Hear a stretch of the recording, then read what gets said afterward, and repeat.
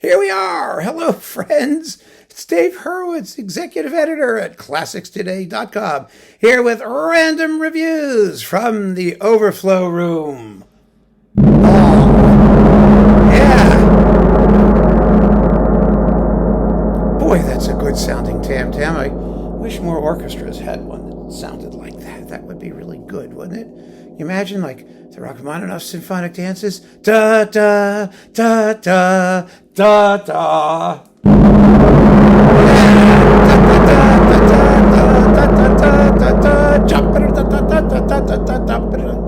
I know. I just can't help myself. You know, if I can have a really great tam-tam, why can't most of the world's orchestras? I don't know. I just don't know. So what do we got here? Oh, yes. Oh, all kinds of juicy, goody Mendelssohn things. String Symphonies, Volume 2. I must have the rest of these somewhere. They're in a box or somewhere with L'Orfeo Baroque Orchestra under Michi Geig. Yeah, oh yeah. Well, the string symphonies are just phenomenally amazing and fabulous, and you should know them. You should know them backwards and forwards. And I collect them, so I've got bazillions of them hopping around upstairs and downstairs. Mendelssohn works for cello and piano with Daniel Müller-Schott, who's a really first-rate cellist, and Jonathan Gilad, who's a fine pianist. Now, we've seen these before on BIS in our previous video, and that was with, Christian Poltera and Ronald Brautigam. Yeah, I have that one sitting there. But these we get, let's see, well, the same stuff, some of the same stuff. The shorter works are different, the tiny things. The Variations Concertantes, the two violin cello sonatas, Song Without Words, Opus 109, On Wings of Song, transcribed for cello and piano. The Schifflied, what are you going to do without a Schifflied? And that Assai Tranquillo, the album blot for Julius Rietz, which is there and a little slower in this performance. My goodness. Considering it was like 1 minute and 54 seconds in the last version, it's like 2 minutes and 10 seconds in this one. Wow, what a difference. And so there they are, music for cello and piano. Beautiful stuff. It's on Orfeo, by the way. Mendelssohn's cello sonatas are the bomb. I'm telling you. If you don't believe me, go and listen to them. Then what do we got there? Oh, Songs Without Words with Matthias Kirschnerite, who's really a good pianist. He should be better known. And Mendelssohn and Fanny. You've got Songs Without Words by both of them, because she did a bunch of them, we think. Yeah, Opus 2, and there was one. Yeah, she did her own ones. He wasn't the sole inventor of the Songs Without Words. His sister composed them too. This is the first recording of the Songs Without Words by both Felix and Fanny. And that's really fun to hear.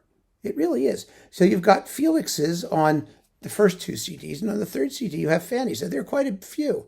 There are 3 sets of 4 each by Fanny. And so that's a considerable output, 12 Songs Without Words plus a singleton extra. And so this is on Berlin Classics. Yeah, that was fun to hear. That was a discovery. Then we've got piano trios, numbers 1 and 2, with the Gould Piano Trio on Naxos. Oh, the piano trios are wonderful also. They really are. The second, as we pointed out a video or two ago, is based on a Bach chorale at one point, whereas the first is just very well, though, in D minor. It's just brilliant, incredible work that everybody loves and nobody listens to, naturally. The Concertos for 2 Pianos with Benjamin Frith and Hugh Tinney, with the RTE Sinfonietta under Proincias O'Dwyn. Yeah, I'm not even going to try and pronounce that. But here they are on Naxos. These are big, huge, relaxed, excessively notey, rather overlong, and just enjoyable works. You just wallow in them, no one ever plays them, and then they're so pretty, and they're just so full of big, beefy, rich keyboard sonorities and succulent orchestral accompaniments. Delicious. Midsummer Night's Dream, The Hebrides, Roy Bloss Overtures. Oh, the New Philharmonia with Raphael Frubeck de Forbos. Raphael Frubeck de Burgos. There we go. And the two overtures are with the Orchestre de la Suisse Romande under the inimitable Ernest Ansermet. It's a great Midsummer Night's Dream, complete incidental music. So there you go. I mean, we talked about this before because there was a Frubeck box, if I'm not mistaken, and that was in there. And then we've got A Midsummer Night's Dream and the Italian Symphony. The Midsummer Night's Dream is with Heather Harper and Janet Baker. This is the Klemperer stuff, and it's phenomenal. It's absolutely phenomenal. The Midsummer Night's Dream is glorious. Oh my goodness, just amazing.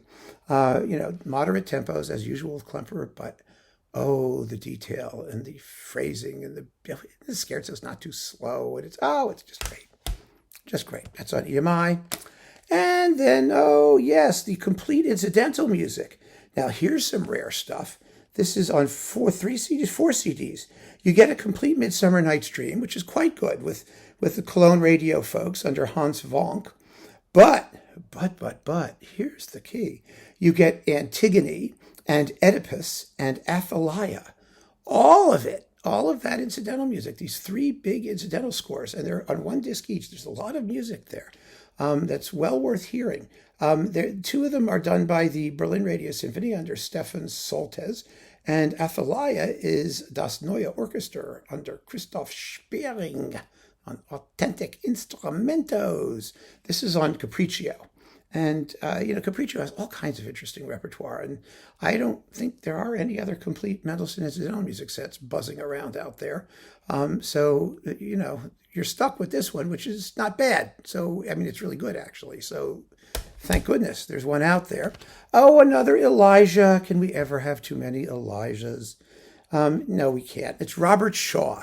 It's beautiful. The Atlanta Symphony Orchestra, a fabulous chorus with Barbara Bonney, Florence Quivar, Jerry Hadley, and Thomas Hampson, back when he could still sing, more or less. Oh, yeah. I mean, this was recorded in, what was the year? Do they tell us? It's always interesting to know if they're going to let us. Yes, 1995. So 30 years ago? Oh, my goodness. I feel so old. It's incredible. 30 years ago on Telarc. Great sound. And last but not least, I found Volume 5 of the solo piano music. 6 volumes with Howard Shelley. Absolutely first-class series. And this was out of place, so I'm going to go put it back in its natural home with the other volumes. It has the Variations Sérieuses in D minor, 6 Kinderstücke, Christmas pieces. Oh, they're delicious. Then 2 Kinderstücke, and let's see, variations in E-flat major, the Gondola Song, the One Song Without Words from around 1841, a song in D major, the variations in B-flat, which we talked about in the Naxos series with Benjamin Frith, 3 preludes, 3 studies, 3 etudes, and Songs Without Words, book 6. Yeah, there you go. Amazing. What a composer. What an incredibly rich and varied body of work. Just tremendous. So go for it and keep on listening, friends. Thanks for joining me. Take care.